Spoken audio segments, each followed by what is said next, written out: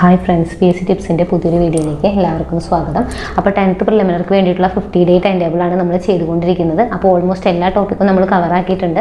ഇനി പൊതുജനാരോഗ്യത്തിൽ നിന്ന് 2 ടോപ്പിക്കും കൂടെ നമുക്ക് പെൻഡിങ് ഉണ്ടായിരുന്നു, മനുഷ്യ ശരീരവും അതുപോലെ തന്നെ പരിസ്ഥിതിയും പരിസ്ഥിതി പ്രശ്നങ്ങളും. അപ്പോൾ ഇന്ന് നമ്മൾ മനുഷ്യ ശരീരമാണ് എടുക്കുന്നത്. ഇനി ഒരു വീഡിയോയും കൂടെ ഉണ്ടാവുള്ളൂ. അപ്പോൾ പൊതുജനാരോഗ്യവും നമ്മുടെ കംപ്ലീറ്റ് കഴിയും. ഓക്കെ, അപ്പോൾ ഈ മനുഷ്യ ശരീരം എന്ന് പറയുമ്പോൾ വളരെ വാസ്റ്റ് ആയിട്ടുള്ളൊരു സിലബസാണ് മനുഷ്യ ശരീരം എന്ന് പറയുന്നത്. അപ്പോൾ എല്ലാ പോയിന്റ്സും നമ്മൾ SCRT ബേസ് ചെയ്തിട്ട് നമുക്ക് ആവശ്യമുള്ള പോയിന്റ്സ് മാത്രമാണ് ഈ ഒരു ഒറ്റ വീഡിയോയിൽ നമ്മൾ ഉൾപ്പെടുത്തിയിട്ടുള്ളത്. കാരണം 10th പ്രിലിമിനറി പരീക്ഷയാണ്. അപ്പോൾ ബേസിക് ആയിട്ടുള്ള കാര്യങ്ങളായിരിക്കും ചോദിക്കുന്നുണ്ടാവുക. അപ്പോൾ PSC ചോദിച്ചിട്ടുള്ള പ്രീവിയസ് ക്വസ്റ്റിനും അതുപോലെ തന്നെ ടെക്സ്റ്റിലുള്ള ഫാക്ട്സിനെയും മാത്രം ഉൾപ്പെടുത്തിയിട്ടാണ് ഇന്നത്തെ വീഡിയോ ചെയ്തിട്ടുള്ളത്. കാരണം മനുഷ്യ ശരീരത്തിൽ ഒരുപാട് കാര്യങ്ങൾ നമുക്ക് പഠിക്കാണ്ട്. അപ്പോൾ അതിൽ ആവശ്യമുള്ളത് മാത്രമേ എടുത്തിട്ടുള്ളൂ. അപ്പോൾ ഇതിൻ്റെ PDF നിങ്ങൾക്ക് ടെലഗ്രാമിൽ അവൈലബിൾ ആണ്. ടെലഗ്രാം ചാനലിൻ്റെ ലിങ്ക് ഡിസ്ക്രിപ്ഷനിൽ കൊടുക്കാം. അതേപോലെ തന്നെ ഇപ്പോൾ നമ്മൾ എടുത്തിട്ടുള്ള എല്ലാ ടോപ്പിക്സിൻ്റെയും 1 ഷോട്ട് വീഡിയോസ് ആയിട്ട് അപ്ലോഡ് ചെയ്യുന്നുണ്ട്. കേരള ചരിത്രം കംപ്ലീറ്റ്, ഇന്ത്യ ചരിത്രം കംപ്ലീറ്റ്, അതും നമ്മൾ അപ്ലോഡ് ചെയ്യുന്നുണ്ട്. അതിൻ്റെ ലിങ്കും ഡിസ്ക്രിപ്ഷനിൽ കൊടുക്കാം. അപ്പോൾ ഇനി വളരെ കുറച്ച് ദിവസങ്ങൾ മാത്രമേ ഉള്ളൂ. എല്ലാ പോയിൻറ്റ്സും നന്നായിട്ട് റിവൈസ് ചെയ്യുക. അപ്പോൾ വീഡിയോ ആദ്യമായിട്ട് കാണുന്നവരുണ്ടെങ്കിൽ ഒന്ന് സബ്സ്ക്രൈബ് ചെയ്ത് സപ്പോർട്ട് ചെയ്യുക. അപ്പോൾ നമുക്ക് വീഡിയോയിലേക്ക് പോകാം. അപ്പോൾ സ്റ്റാർട്ടിങ് തന്നെ നമുക്ക് പഠിക്കേണ്ടത് എന്താ? മസ്തിഷ്കം. കാരണം PSC കൂടുതലും ഈ ഒരു ഭാഗത്തു നിന്നാണ് ഏറ്റവും കൂടുതൽ ചോദിക്കാറുള്ളത്, മസ്തിഷ്കം. അപ്പോൾ മസ്തിഷ്കം എന്ന് പറയുമ്പോൾ തന്നെ എന്താണ്? നാഡീവ്യവസ്ഥയുടെ കേന്ദ്രഭാഗം. അത് തന്നെ പ്രീവിയസ് ക്വസ്റ്റ്യൻ ആണ്. നാഡീവ്യവസ്ഥയുടെ കേന്ദ്രഭാഗം ഏതാണ്? മസ്തിഷ്കമാണ്. നാഡീവ്യവസ്ഥയുടെ കേന്ദ്രഭാഗം മസ്തിഷ്കമാണ്. ഇതൊക്കെ മസ്തിഷ്കത്തിൻ്റെ ഭാഗങ്ങളാണ്. അതിന് മുന്നേയായിട്ട് മസ്തിഷ്കത്തെ പറ്റി നമുക്ക് 2-3 പോയിന്റുകൾ പറയാം. നാഡീവ്യവസ്ഥയുടെ കേന്ദ്രഭാഗമാണ് മസ്തിഷ്കം. അതേപോലെ മസ്തിഷ്കത്തെ പൊതിഞ്ഞ് കാണപ്പെടുന്നത് എന്താ? മെനിഞ്ചസ് ആണ് കേട്ടോ. മസ്തിഷ്കത്തിൻ്റെ ആവരണമാണ് എന്ത്? മെനിഞ്ചസ് ആണ്. അപ്പോൾ ഈ മെനിഞ്ചസ് എന്ന് പറഞ്ഞാൽ 3 സ്തരങ്ങളുള്ള പാളിയാണ്. 3 സ്തരങ്ങൾ പ്രീവിയസ് ക്വസ്റ്റ്യൻ ആണ്. മസ്തിഷ്കത്തിന് 3 സ്തരങ്ങളുള്ള, മസ്തിഷ്കത്തെ പൊതിഞ്ഞ് കാണപ്പെടുന്ന പാളിയാണ് മെനിഞ്ചസ്. ഈ മെനിഞ്ചസിനെ ബാധിക്കുന്ന അണുബാധയാണ് എന്ത്? മെനിഞ്ചൈറ്റിസ്. അതും ചോദിച്ചിട്ടുണ്ട്. മെനിഞ്ചസിനെ ബാധിക്കുന്ന അണുബാധയാണ് മെനിഞ്ചൈറ്റിസ് എന്നുള്ളത്. മസ്തിഷ്കത്തെ മാത്രമല്ല, സുഷുമ്നയെ പൊതിഞ്ഞ് കാണുന്നത് എന്ത് തന്നെയാണ്? മെനിഞ്ചസ് തന്നെയാണ്. സുഷുമ്നയും പൊതിഞ്ഞ് കാണപ്പെടുന്നത് മെനിഞ്ചസ് തന്നെയാണ്. ഇനി ഈ മസ്തിഷ്കത്തെ ക്ഷതങ്ങളിൽ നിന്ന് സംരക്ഷിക്കുന്നത് എന്താ? സെറിബ്രോസ്പൈനൽ ദ്രവമാണ്. സെറിബ്രോസ്പൈനൽ ദ്രവം, അതാണ് മസ്തിഷ്കത്തെ ക്ഷതങ്ങളിൽ നിന്ന് സംരക്ഷിക്കുന്നത്. അതും കൂടെ നോക്കാം. ഇനി അതേപോലെ തന്നെ ഈ തലച്ചോറിനെ പൊതിഞ്ഞ് കാണപ്പെടുന്ന അസ്ഥിപേടകമാണ് ഏത്? കപാലം അല്ലെങ്കിൽ ക്രാനിയം അല്ലെങ്കിൽ കപാലമാണ് തലച്ചോറിനെ സംരക്ഷിക്കുന്ന അസ്ഥിപേടകം. ഇനി ഈ മസ്തിഷ്കത്തിലുള്ള ഈ വൈദ്യുത തരംഗങ്ങളെ രേഖപ്പെടുത്തുന്നത് ഗ്രാഫ് ഏതാ? ഇലക്ട്രോ എൻസെഫലോഗ്രാഫ് ആണ്. EEG കണ്ടുപിടിച്ചത് ഹാൻസ് ബർഗർ ആണ്. ഇതൊക്കെ പ്രീവിയസ് ക്വസ്റ്റ്യൻ ആണ്. EEG കണ്ടുപിടിച്ചത് ഹാൻസ് ബർഗർ ആണ്. അപ്പോൾ മസ്തിഷ്കം എന്ന് പറയുമ്പോൾ നാഡീവ്യവസ്ഥയുടെ കേന്ദ്രഭാഗമാണ്. മസ്തിഷ്കത്തെ പൊതിഞ്ഞ് കാണപ്പെടുന്ന 3 സ്തരമുള്ള പാളിയാണ് മെനിഞ്ചസ്. മസ്തിഷ്കത്തെ സംരക്ഷിക്കുന്ന അസ്ഥിപേടകമാണ് കപാലം. അതേപോലെ തന്നെ മസ്തിഷ്കത്തെ ക്ഷതങ്ങളിൽ നിന്ന് സംരക്ഷിക്കുന്ന ദ്രവമാണ് സെറിബ്രോസ്പൈനൽ ദ്രവം. ഇനി മസ്തിഷ്കത്തിലെ വൈദ്യുതരംഗങ്ങൾ രേഖപ്പെടുത്തുന്നത് EEG, ഇലക്ട്രോ എൻസെഫലോഗ്രാഫ്. അത് ഹാൻസ് ബർഗർ ആണ് കണ്ടുപിടിച്ചത്. അത്രയും കാര്യങ്ങൾ മസ്തിഷ്കത്തെ പറ്റി ഓർത്തിരിക്കുക. ഇനി മസ്തിഷ്കത്തിലെ ഓരോ ഭാഗങ്ങളാണ് നമ്മൾ പറയുന്നത്. മസ്തിഷ്കത്തിലെ ഏറ്റവും വലിയ ഭാഗമാണ് സെറിബ്രം. പ്രീവിയസ് ക്വസ്റ്റ്യൻ ആണ്. മസ്തിഷ്കത്തിലെ ഏറ്റവും വലിയ ഭാഗം സെറിബ്രമാണ്. ചുളിവുകളും മടക്കുകളും കാണപ്പെടുന്ന ഭാഗം പ്രീവിയസ് ആണ്. ചുളിവുകളും മടക്കുകളും കാണപ്പെടുന്ന ഭാഗവും സെറിബ്രം തന്നെയാണ്. ചിന്ത, ബുദ്ധി, ഓർമ്മ എന്നിവയുടെ കേന്ദ്രം. അതേപോലെ ഇന്ദ്രിയാനുഭവങ്ങൾ ഉളവാക്കുന്നത്, അതായത് കാഴ്ച, കേൾവി, അതൊക്കെ അനുഭവിക്കുന്നതും സെറിബ്രം വഴിയാണ്. ഇനി ഐച്ഛിക ചലനങ്ങളെ നിയന്ത്രിക്കുന്നു. ഇതെല്ലാം പ്രീവിയസ് ആണ് കേട്ടോ. മസ്തിഷ്കത്തിലെ ഏറ്റവും വലിയ ഭാഗം. ധാരാളം ചുളിവുകളും മടക്കുകളും കാണപ്പെടുന്നു. ചിന്ത, ബുദ്ധി, ഓർമ്മ, ഭാവന. അതേപോലെ ഇന്ദ്രിയാനുഭവങ്ങൾ, അതായത് കാഴ്ച, കേൾവി തുടങ്ങിയൊക്കെ ഇന്ദ്രിയാനുഭവങ്ങൾ ഉളവാക്കുന്നു. ഐച്ഛിക ചലനങ്ങളെ നിയന്ത്രിക്കുന്നു. ഇതും പ്രീവിയസ് ക്വസ്റ്റ്യൻ ആണ്. സെറിബ്രത്തിൻ്റെ പുറംഭാഗം അറിയപ്പെടുന്നത് ചാരനിറമാണ്. പുറംഭാഗം അറിയപ്പെടുന്നത് കോർട്ടക്സ്. എന്നാൽ ഉൾഭാഗത്തിന് വെളുത്ത നിറമാണ്. അതറിയപ്പെടുന്നത് മെഡുല്ല. അതും പ്രീവിയസ് ക്വസ്റ്റ്യൻ ആണ്. പുറംഭാഗം കോർട്ടക്സും ഉൾഭാഗം മെഡുല്ലയുമാണ്. ഇനി അതേപോലെ തന്നെ സെറിബ്രത്തിൻ്റെ ഇടത് വലത് അർദ്ധഗോളങ്ങളെ, പ്രീവിയസ് ക്വസ്റ്റ്യൻ ആണ്. ഇടത്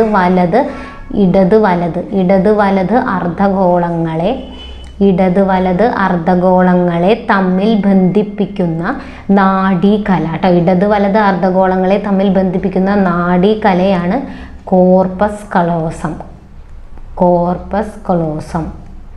കോർപ്പസ് കൊളോസം ആണ് എന്ത് ഇടത് വലത് അർദ്ധഗോളങ്ങളെ തമ്മിൽ ബന്ധിപ്പിക്കുന്ന നാഡീകല. അതും പ്രീവിയസ് ക്വസ്റ്റ്യൻ ആണ്.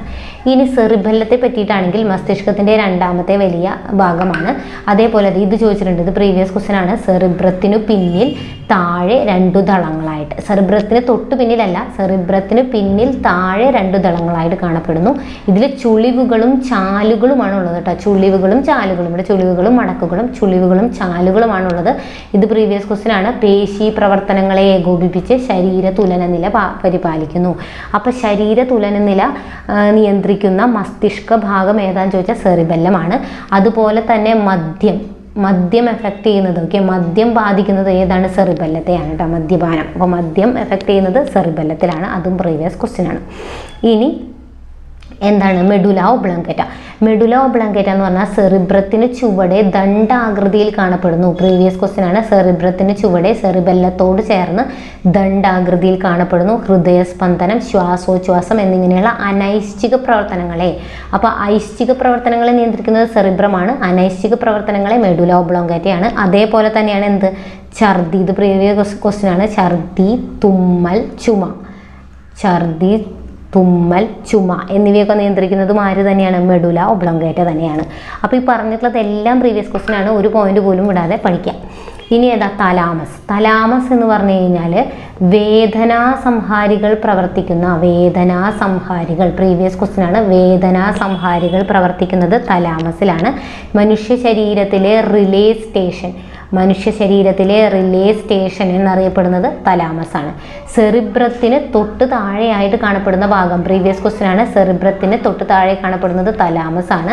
സെറിബ്രത്തിലേക്കും സെറിബ്രത്തിൽ നിന്നുമുള്ള ആവേഗ പുനഃപ്രസരണ കേന്ദ്രമാണ്. പ്രീവിയസ് ക്വസ്റ്റ്യൻ ആണ്. ശരീരത്തിന്റെ വിവിധ ഭാഗങ്ങളിൽ നിന്നുള്ള ആവേഗങ്ങളെ പരിശോധിച്ച് പ്രാധാന്യമുള്ളവയെ സെറിബ്രത്തിലേക്ക് നയിക്കുന്നു. അതാണ് thalamus. Relay station previous question ആണ്. വേദനാ സംഹാരികൾ പ്രവർത്തിക്കുന്നത് പ്രീവിയസ് ക്വസ്റ്റ്യൻ ആണ്. ഇനി ഹൈപ്പോ തലാമസ് ആണെങ്കിലോ, തലാമസിന് തൊട്ട് താഴെ കാണുന്ന ഭാഗമാണ്. തലാമസിന് തൊട്ട് താഴെ കാണപ്പെടുന്ന ഭാഗമാണ് ഹൈപ്പോ തലാമസ്. തലാമസിന് തൊട്ട് താഴെ കാണപ്പെടുന്ന ഭാഗമാണ് ഹൈപ്പോ തലാമസ് എന്ന് പറയുന്നത്. അതേപോലെ ആന്തര സമസ്ഥിതി പരിപാലനം, ആന്തര സമസ്ഥിതി പരിപാലനത്തിന് പ്രധാന പങ്ക് വഹിക്കുന്നതും ഏത് തന്നെയാണ്? ഹൈപ്പോ തലാമസ് തന്നെയാണ്. തലാമസിന് തൊട്ട് താഴെയായിട്ട് കാണപ്പെടുന്നു. ആന്തര സമസ്ഥിതി പരിപാലനത്തിലെ പ്രധാന പങ്ക് വഹിക്കുന്നു. അതേപോലെ തന്നെ ശരീരോഷ്മാവ് പ്രീവിയസ് ക്വസ്റ്റ്യൻ ആണ്. ശരീരോഷ്മാവ് നിയന്ത്രിക്കുന്നു, ശരീരോഷ്മാവ് നിയന്ത്രിക്കുന്നു. അതേപോലെ വിശപ്പ്, ദാഹം, വിശപ്പ്, ദാഹം, ലൈംഗിക ആസക്തി എന്നിവയൊക്കെ നിയന്ത്രിക്കുന്നതും ഏത് തന്നെയാണ്? ഹൈപ്പോ തലാമസ് തന്നെയാണ്. അപ്പോൾ ശരീരോഷ്മാവ് നിയന്ത്രിക്കുന്നു. അതുപോലെ തന്നെ ശരീരത്തിലെ ജലത്തിൻ്റെ അളവ്, ശരീരോഷ്മാവും ശരീരത്തിലെ ജലത്തിൻ്റെ അളവ് നിയന്ത്രിക്കുന്നതും ആരാണ്? ഹൈപ്പോ തലാമസ് ആണ്. വിശപ്പ്, ദാഹം എന്നിവയൊക്കെ, ലൈംഗിക ആസക്തി എന്നിവയൊക്കെ നിയന്ത്രിക്കുന്നു. അതേപോലെ ആന്തര സംസ്ഥിതി പരിപാലനം തലാമസിന് തൊട്ട് താഴെയായി കാണപ്പെടുന്നു. ഇതെല്ലാം എന്താണ്? പ്രീവിയസ് ക്വസ്റ്റ്യൻ ആണ്. അപ്പോൾ എല്ലാം പഠിച്ചു വയ്ക്കാം. ഓക്കെ. അപ്പോൾ ഇനി നമുക്ക് സെറിബ്രത്തിനുണ്ടാകുന്ന ചില രോഗങ്ങളാണ്. അൽഷിമേഴ്സ്, ഇതൊക്കെ ചോദിച്ചിട്ടുള്ളതാണ് കേട്ടോ. മസ്തിഷ്കത്തിലെ നാഡീകലകളിൽ അലേയമായ ഒരു തരം പ്രോട്ടീൻ അടിഞ്ഞുകൂടുന്നു, ന്യൂറോണുകൾ നശിക്കുന്നു. ഇത് ചോദിച്ചിട്ടുള്ളതാണ്. ഒരു പ്രോട്ടീൻ അടിഞ്ഞുകൂടുന്നത് മൂലം ഉണ്ടാകുന്നതാണ് അൽഷിമേഴ്സ്. സ്മൃതിനാശ രോഗം എന്നറിയപ്പെടുന്നത് അൽഷിമേഴ്സ് ആണ്. ഇനി പാർക്കിൻസൺ എന്ന് പറഞ്ഞു കഴിഞ്ഞാൽ shaking palsy, okay, shaking palsy എന്നറിയപ്പെടുന്നത് പാർക്കിൻസൺ രോഗമാണ്. മസ്തിഷ്കത്തിലെ പ്രത്യേക ഗാംഗ്ലിയോണുകളുടെ നാശം ചോദിച്ചിട്ടുള്ളതാണ്. ഗാംഗ്ലിയോണുകളുടെ നാശം. അതുപോലെ തലച്ചോറിൽ ഡൊപ്പാമിൻ എന്ന നാഡീയ പ്രേക്ഷകത്തിൻ്റെ ഉൽപാദനം കുറയുന്നത് മൂലം, ഇത് രണ്ടും പ്രീവിയസ് ആണ്. ഗാംഗ്ലിയോണുകളുടെ നാശം മൂലം ഡൊപ്പാമിൻ എന്ന നാഡീയ പ്രേക്ഷകത്തിൻ്റെ ഉൽപാദനം കുറയുന്നത് മൂലം ഉണ്ടാകുന്നതാണ്. ഇനി അപസ്മാരം ചോദിച്ചിട്ടുള്ളതാണ്. തലച്ചോറിൽ തുടർച്ചയായി ക്രമരഹിതമായ വൈദ്യുത പ്രവാഹം ഉണ്ടാകുന്നത് എന്താണ്? അപസ്മാരമാണ്. അപ്പോൾ അതും പഠിച്ചു വയ്ക്കാം. ഇനി സുഷുമ്നേനെ പറ്റിയിട്ട് ചോദിച്ചിട്ടുണ്ട്. റിഫ്ലക്സ് പ്രവർത്തനങ്ങളെ നിയന്ത്രിക്കുന്നത്, റിഫ്ലക്സ് പ്രവർത്തനങ്ങളെ നിയന്ത്രിക്കുന്നത് ആരാ? സുഷുമ്നയാണ് കേട്ടോ, സുഷുമ്ന. അപ്പോൾ സുഷുമ്നേനെ പൊതിഞ്ഞു കാണുന്നതും എന്ത് തന്നെയാണ്? മെനിഞ്ചസ് തന്നെയാണ്. സുഷുമ്നയിൽ നിന്ന് ഉത്ഭവിക്കുന്ന, അതായത് സുഷുമ്നയിൽ നിന്ന് പുറപ്പെടുന്ന നാഡികൾ എത്രയാണ്? 31 ജോഡി നാഡികളാണ്. 31 പ്രീവിയസ് ക്വസ്റ്റ്യൻ ആണ്. 31 ജോഡി നാഡികളാണ്. അപ്പോൾ ഇത്രയും പഠിച്ചു വയ്ക്കാം. ഇനി ഇത് ഇങ്ങനത്തെ ഈ കണ്ണുമായി ബന്ധപ്പെട്ടിട്ടുള്ള ഈ രോഗങ്ങൾ ഇത് എപ്പോഴും ചോദിക്കുന്നതാണ് കേട്ടോ. അപ്പോൾ നമ്മുടെ പഞ്ചേന്ദ്രിയങ്ങൾ, 5 ഇന്ദ്രിയങ്ങൾ ഏതൊക്കെയാണെന്നറിയാലോ? കണ്ണ്, ചെവി, ത്വക്ക്, മൂക്ക്, അതുപോലെ നാക്ക്. ഇത് 5ഉമാണ് എന്ത് പഞ്ചേന്ദ്രിയങ്ങൾ എന്നറിയപ്പെടുന്നത്. അപ്പോൾ കണ്ണിനെ പറ്റി നമുക്ക് കുറച്ച് കാര്യങ്ങൾ പഠിക്കാനാണെങ്കിൽ കണ്ണിൽ പ്രതിബിംബം ഉണ്ടാകുന്നത് എവിടെയാ? കണ്ണിൽ പ്രതിബിംബം രൂപപ്പെടുന്നത് റെറ്റിനയിലാണ്, എല്ലാവർക്കും അറിയുന്നതാണ്. ഇനി അതുപോലെ കണ്ണിൽ നമ്മളൊരു വസ്തുവിനെ നോക്കിയാലും അത് 1/16 സെക്കൻഡ് നേരത്തേക്ക് അവിടെ തന്നെ നിൽക്കും. അതിനെയാണ് നമ്മൾ വീക്ഷണ സ്ഥിരത എന്ന് പറയാം. അപ്പോൾ കണ്ണിൻ്റെ വീക്ഷണ സ്ഥിരത എത്രയാണെന്ന് ചോദിച്ചിട്ടുണ്ട്. ഇനി കണ്ണിൽ ഏറ്റവും കൂടുതൽ കാഴ്ച അനുഭവപ്പെടുന്ന ഭാഗം ഏതാണെന്ന് ചോദിച്ചിട്ടുണ്ട്. അതേതാ? പീതബിന്ദു ആണ്. പീതബിന്ദു. അവിടെ പീതബിന്ദുവും അന്തബിന്ദുവും ഉണ്ട്. പീതബിന്ദുവിലാണ് ഏറ്റവും കൂടുതൽ കാഴ്ച സാധ്യമാവുന്നത്. പിന്നെ കാഴ്ച എത്രത്തോളം ഉണ്ട് അറിയുന്നതിന് വേണ്ടിയിട്ടുള്ള ടെസ്റ്റാണ് ഇത് സ്നെല്ലർ ചാർട്ട്. കാഴ്ചയുമായി ബന്ധപ്പെട്ടിട്ടുള്ളതാണ് കേട്ടോ. സ്നെല്ലൻ ചാർട്ട് ചോദിച്ചിട്ടുള്ളതാണ്. സ്നെല്ലൻ ചാർട്ട് എന്ന് പറഞ്ഞാൽ കാഴ്ച എത്രത്തോളം ഉണ്ട് എന്ന് കണ്ടെത്താനായിട്ടുള്ളതാണ് സ്നെല്ലൻ ചാർട്ട്. അതേപോലെ തന്നെ ഇനി എന്താ? കണ്ണിലെ കണ്ണുമാറ്റ വെക്കൽ ശസ്ത്രക്രിയ. അപ്പോൾ ഈ കെരാറ്റോപ്ലാസ്റ്റി അതെന്തുമായി ബന്ധപ്പെട്ടാണ് ചോദിച്ചിട്ടുണ്ട്. കെരാറ്റോപ്ലാസ്റ്റി കണ്ണുമായിട്ട് ബന്ധപ്പെട്ടിട്ടാണ്. അപ്പോൾ കണ്ണ് മാറ്റി വയ്ക്കുമ്പോൾ നമ്മൾ അവിടെ എന്തിനെയാണ് മാറ്റി വയ്ക്കുന്നത്? കോർണിയയാണ് കേട്ടോ. കോർണിയയാണ് അവിടെ മാറ്റി വയ്ക്കുന്നത്. കോർണിയയാണ് മാറ്റം ചെയ്യപ്പെടുന്നത്. നേത്രദാനത്തിന് നമ്മൾ എന്താ ദാനം ചെയ്യുന്നത്? അവിടെ കോർണിയാണ്. കണ്ണിനെ പറ്റിയുള്ള പഠനം എല്ലാവർക്കും അറിയാലോ, ഒഫ്താൽമോളജിയാണ്. പിന്നെ കണ്ണിന് ആവശ്യമായിട്ടുള്ള വിറ്റാമിൻ ഏതാ? വിറ്റാമിൻ എയുമാണ്. അപ്പോൾ ഇതൊക്കെ കണ്ണുമായി ബന്ധപ്പെട്ടിട്ട് നമുക്ക് ഇമ്പോർട്ടൻ്റ് ആയിട്ട് അറിഞ്ഞിരിക്കേണ്ടതാണ്. പിന്നെ കണ്ണിൻ്റെ നിയർ പോയിന്റ് എത്രയാണെന്ന് ചോദിച്ചിട്ടുണ്ട്. കണ്ണിൻ്റെ നിയർ പോയിന്റ് 25 സെൻറ്റിമീറ്റർ ആണ്. 25 സെൻറ്റിമീറ്റർ ആണ്. അപ്പോൾ ഇതൊക്കെ പ്രീവിയസ് ആണ്, അതുകൊണ്ട് പറഞ്ഞതേ ഉള്ളൂ. ഇനി ഓരോ രോഗങ്ങളും ഇതൊക്കെ എപ്പോഴും ചോദിക്കുന്നതാണ്. നിശാന്തത എന്ന് പറഞ്ഞാൽ വൈറ്റമിൻ എയുടെ ലഭ്യത കുറയുമ്പോൾ റെറ്റിനാലിൻ്റെ അളവ് കുറയുകയും റൊഡോപ്സിൻ്റെ പുനർനിർമ്മാണം തടസ്സപ്പെടുകയും ചെയ്യും. ഈ അവസ്ഥയിൽ മങ്ങിയ വെളിച്ചത്തിൽ വസ്തുക്കളെ വ്യക്തമായി കാണാൻ കഴിയാതെ വരിക. അതായത് വൈറ്റമിൻ എയുടെ അഭാവം മൂലം മങ്ങിയ വെളിച്ചത്തിൽ കാഴ്ച സാധ്യമാക്കാത്ത അവസ്ഥയാണ് എന്ത്? നിശാന്തത. അപ്പോൾ നിശാന്തത ഉണ്ടാകുന്നത് വൈറ്റമിൻ എയുടെ അഭാവം മൂലമാണ്. സിറോഫ്താൽമിയും അത് തന്നെയാണ്. വൈറ്റമിൻ എയുടെ അളവ് കുറയുന്നത് മൂലം ഇവിടെ എന്താ ഉണ്ടാകുന്നത്? കോർണിയ വറ്റി വരണ്ട് പോകുന്നു. അപ്പം നേത്രാവരണവും കോർണിയയും വരണ്ട് കോർണിയ അധാരമായി തീരുക. കോർണിയ വരണ്ടിട്ട് കോർണിയ അധാര്യമായി തീരുന്ന ഇതാണ് എന്ത്? സിറോഫ്താൽമിയ. അപ്പം അവർക്ക് സിറോഫ്താൽമിയ. അതേപോലെ ചുവപ്പ്, പച്ച, നീല എന്നീ നിറങ്ങൾ തിരിച്ചറിയാനായിട്ട് നമുക്ക് കോൺ കോശങ്ങളുണ്ട്. ഇനിയിപ്പോൾ എന്താണ്? കോൺ കോശങ്ങൾ തകരാറിലാവുന്ന മൂലം ഇമ്പോർട്ടൻ്റ് ആണ്. കോൺ കോശങ്ങളുടെ തകരാറ് മൂലം ചിലർക്ക് ചുവപ്പും പച്ചയും നിറങ്ങൾ വേർതിരിച്ചറിയാനായിട്ട് കഴിയില്ല. ഇതിനെ നമ്മൾ വർണ്ണാന്ധത എന്ന് വിളിക്കും. വർണ്ണാന്ധത, ഡാൾട്ടനിസം, വർണ്ണാന്ധത എന്നറിയപ്പെടുന്നു. കളർ ബ്ലൈൻഡ്നെസ് എന്നൊക്കെ പറയുന്നതാണ്.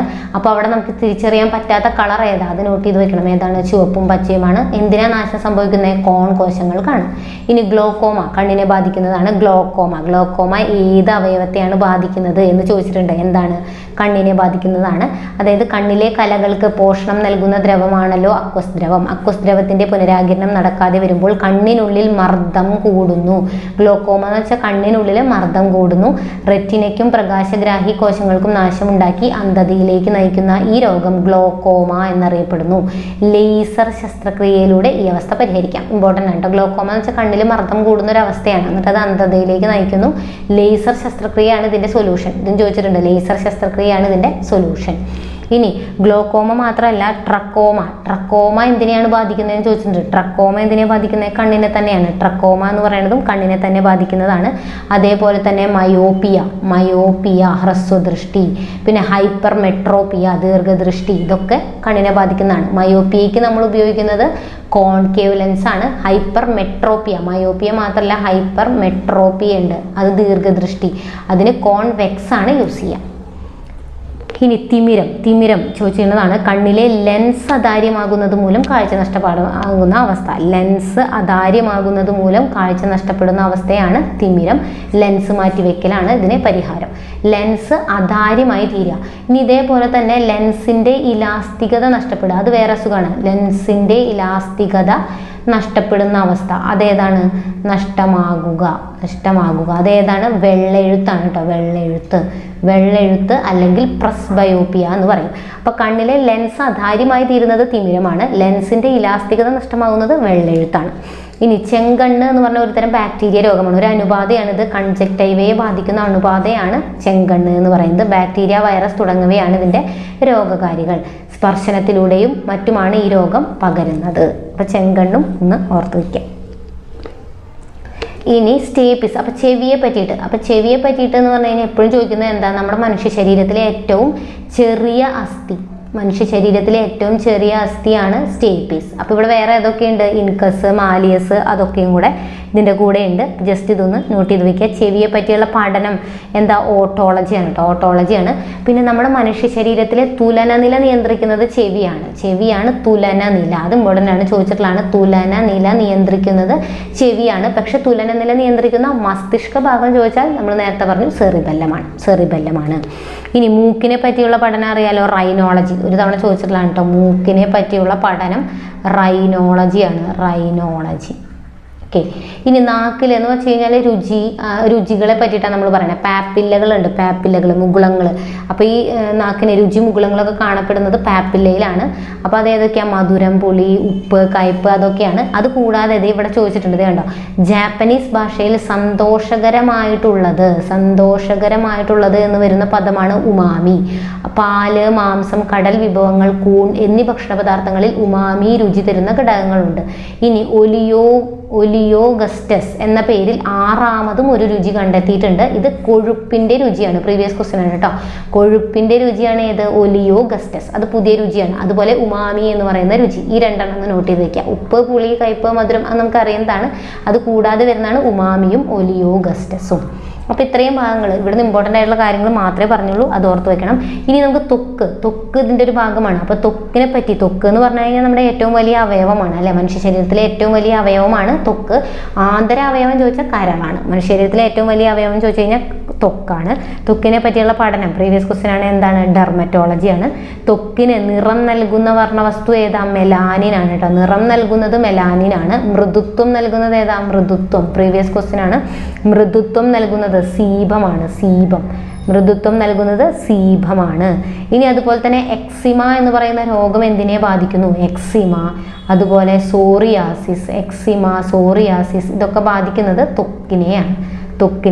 അപ്പോൾ ഇത്രയും കാര്യങ്ങളൊന്ന് ത്വക്കിനെ പറ്റിയിട്ടും ഓർത്തിരിക്കുക. ഇനി പല്ല് ഒരുപാട് തവണ പ്രീവിയസ് ആയി ചോദിച്ചിട്ടുള്ളതാണ്. പല്ലിൻ്റെ കാര്യങ്ങൾ. ഇനാമൽ പ്രീവിയസ് ക്വസ്റ്റ്യൻ ആണ്. ദന്തൻ പ്രീവിയസ് ക്വസ്റ്റ്യൻ ആണ്. മനുഷ്യ ശരീരത്തിലെ ഏറ്റവും കാഠിന്യമുള്ള പദാർത്ഥം, ഇത് തന്നെ പ്രീവിയസ് ക്വസ്റ്റ്യൻ. മനുഷ്യ ശരീരത്തിലെ ഏറ്റവും കാഠിന്യമുള്ള പദാർത്ഥമാണ്, നിർജീവമായിട്ടുള്ള ഒരു വസ്തുവാണ് ഇനാമൽ. ഡെൻഡൈൻ എന്ന് പറഞ്ഞാൽ എന്താ, പല്ല് നിർമ്മിച്ചിരിക്കുന്ന ജീവനുള്ള കല. പ്രീവിയസ് ക്വസ്റ്റ്യൻ ആണ്. പല്ല് നിർമ്മിച്ചിരിക്കുന്ന കലയാണ് ഡെൻഡൈൻ. ഇനി പൾപ്പ് കാവിറ്റി പല്ലിൻ്റെ ഏറ്റവും ആന്തരമായിട്ടുള്ള ഭാഗമാണ്. പൾപ്പ് എന്ന മൃദുവായ യോജക കല കാണപ്പെടുന്നു. രക്തക്കുഴലുകൾ, നാഡികൾ, ഒഡെൻഡോബ്ലാസ്റ്റ് കോശങ്ങൾ എന്നിവ കാണപ്പെടുന്നു. ഇനി സിമൻറ്റം പല്ലിനെ മോണയിൽ ഉറപ്പിച്ചു നിർത്തുന്ന കാൽസ്യം അടങ്ങിയ യോജകകലയാണ് സിമൻറ്റം. ഓക്കെ. അപ്പോൾ പല്ലിൻ്റെ ആരോഗ്യത്തിന് ആവശ്യം വിറ്റാമിൻ ഡി ആണ് കേട്ടോ. വിറ്റാമിൻ ഡി ആണ് എല്ലിൻ്റെയും പല്ലിൻ്റെയും ഒക്കെ ആരോഗ്യത്തിന് ആവശ്യമുള്ളത്.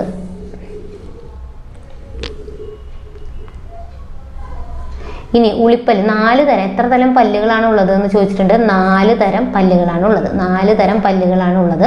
ഏതൊക്കെയാണ്, ഉളിപ്പല്ല്, കോമ്പല്ല്, അഗ്രചർവണകം, ചർവണകം. ഉളിപ്പല്ല്, കോമ്പല്ല്, അഗ്രചർവണകം, ഇതാണ് പല്ലുകൾ. അപ്പോൾ പ്രീവിയസ് ക്വസ്റ്റ്യൻ ആണ്. ഉളിപ്പല്ല് എത്ര എണ്ണമാണുള്ളത്, 8 എണ്ണമാണ് ഉളിപ്പല്ലുള്ളത്. കോമ്പല്ല് 4 എണ്ണം, അതേപോലെ അഗ്രചർവണകം 8 എണ്ണം, ചർവണകം 12. മെയിനായിട്ട് പ്രീവിയസ് ക്വസ്റ്റ്യൻ ഇതിൽ നിന്നാണ് വരാറ്. ഇനി അതേപോലെ തന്നെ പാൽപ്പല്ലുകൾ എത്ര എണ്ണം ഉണ്ട്, പാൽപ്പല്ല് 20 എണ്ണവും. സ്ഥിരദന്തം എന്ന് പറയുമ്പോൾ സ്ഥിരദന്തങ്ങൾ 32 എണ്ണമാണുള്ളത്. അതിലാണ് ഈ 4 തരത്തിൽ കേട്ടോ. സ്ഥിരദന്തങ്ങളാണ് ഈ 4 തരം. അപ്പോൾ ഇത് പഠിച്ചു വയ്ക്കുക. ആഹാരവസ്തുക്കൾ കടിച്ചു മുറിക്കാനാണ് ഉളിപ്പല്ല്, കടിച്ചു കീറാനാണ് കോമ്പല്ല്, ചവച്ചരയ്ക്കാനുള്ളതാണ് അഗ്രചർവണകവും ചർവണകം ചവച്ചരയ്ക്കാൻ. കോമ്പല്ല് കടിച്ചു കീറാനാണ്, ഉളിപ്പല്ല് കടിച്ചു മുറിക്കാനാണ്. ഇനി ആഹാരം കഴിച്ചതിന് ശേഷം വായ വൃത്തിയാക്കില്ല. അപ്പോൾ ഇതിലൂടെ നമ്മൾ ഓർത്തിരിക്കേണ്ടത് ഇതാണ്, നമ്മുടെ പല്ലിന് കേടുവരുത്തുന്ന ആസിഡ് എന്താ, ലാക്റ്റിക് ആസിഡ് ആണ് കേട്ടോ. ലാക്റ്റിക് ആസിഡ് ആണ് പല്ലുകളെ കേടുവരുത്തുന്നത് എന്നുള്ളത് ഓർത്തിരിക്കുക, ലാക്റ്റിക് ആസിഡ്. ഇനി രക്തത്തെ പറ്റിയിട്ട്. അപ്പോൾ രക്തത്തെ പറ്റിയുള്ള പഠനം പ്രീവിയസ് ക്വസ്റ്റ്യൻ ആണ്, എന്താണ്, ഹെമറ്റോളജിയാണ് രക്തത്തെ പറ്റിയുള്ള പഠനം. രക്തത്തിൻ്റെ pH പ്രീവിയസ് ക്വസ്റ്റ്യൻ ആണ് 7.4 ആണ്. രക്തത്തിൻ്റെ pH 7.4 ആണ്. അപ്പോൾ രക്തത്തിൽ എന്ത് കാണപ്പെടുന്നുണ്ട്, 55% പ്ലാസ്മയാണ്, 45% രക്തകോശങ്ങളുമാണ്. പ്ലാസ്മയുടെ നിറം പ്രീവിയസ് ക്വസ്റ്റ്യൻ ആണ്, എന്താ, ഇളം നീല നിറമാണ്. പ്ലാസ്മ എന്ന് പറഞ്ഞാൽ അതിൽ കൂടുതലും ജലമാണുള്ളത്. പിന്നെ പ്ലാസ്മ പ്രോട്ടീനുകൾ, പ്രീവിയസ് ക്വസ്റ്റ്യൻ ആണ്. പ്ലാസ്മ പ്രോട്ടീൻ ഏതൊക്കെയാ? Albumin, globulin, fibrinogen. ആൽബുമിൻ എന്തിനാണ് സഹായിക്കുന്നത്? എന്തിനാ? രക്തസമ്മർദ്ദം നിയന്ത്രിക്കാൻ, രക്തസമ്മർദ്ദം ക്രമീകരിക്കുന്നു, രക്തസമ്മർദ്ദം ക്രമീകരിക്കുന്നു. അതേപോലെ ഗ്ലോബുലിനാണെങ്കിൽ രോഗപ്രതിരോധ ശേഷിക്ക് സഹായിക്കുന്നതാണ്, രോഗപ്രതിരോധത്തിന് സഹായിക്കുന്നതാണ് ഗ്ലോബുലിൻ. ഫൈബ്രിനോജിൻ രക്തം കട്ട പിടിക്കാനായിട്ട് ഹെൽപ്പ് ചെയ്യുന്നതാണ്, രക്തം കട്ട പിടിക്കാൻ ഹെൽപ്പ് ചെയ്യുന്നതാണ്. ഓക്കെ, അപ്പോൾ ഇതൊക്കെ പ്രീവിയസ് ക്വസ്റ്റ്യൻ ആണ്. അപ്പോൾ ഇത്രയും കാര്യങ്ങൾ രക്തത്തെ പറ്റിയിട്ട് ഓർത്തിരിക്കുക. ഹെമറ്റോളജി ആണ്, pH 7.4 പ്ലാസ്മ പ്രോട്ടീനുകൾ ഉണ്ട്. ഏതൊക്കെയാ? Albumin, globulin, fibrinogen. ആൽബുമിൻ രക്തസമ്മർദ്ദം ക്രമീകരിക്കുന്നു, ഗ്ലോബുലിൻ രോഗപ്രതിരോധ ശേഷി നൽകുന്നു, ഫൈബ്രിനോജിൻ രക്തം കട്ട പിടിക്കാനായിട്ട് ഹെൽപ്പ് ചെയ്യുന്നു. ഇനി രക്തകോശങ്ങൾ ഏതൊക്കെയുണ്ട്? ചുവന്ന രക്താണുക്കൾ, വെളുത്ത രക്താണുക്കൾ, പ്ലേറ്റ്ലെറ്റുകൾ. അതായത് RBC, WBC, പിന്നെ പ്ലേറ്റ്ലെറ്റ്സ്.